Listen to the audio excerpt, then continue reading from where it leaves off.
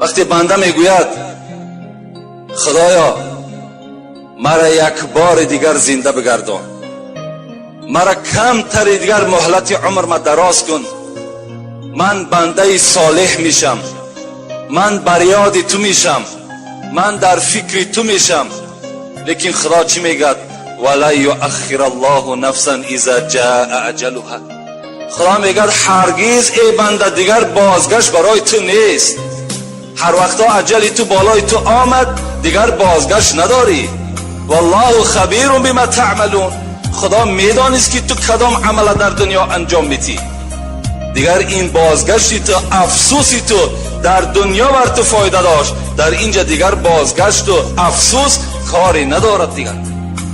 از این خاطر پیش از آنی که افسوس بکریم، پیش از آنی که پشت دست میگزیم، اینها را ما و شما کاری کنیم که در دنیا افسوس را بخوریم و در دنیا پشت دست بگزیم. برای چی امروز حق بندگی خدا را من نکردم؟ اینا را ما و شما در دنیا افسوس را بخوریم، نه در قیامت و نه در گور.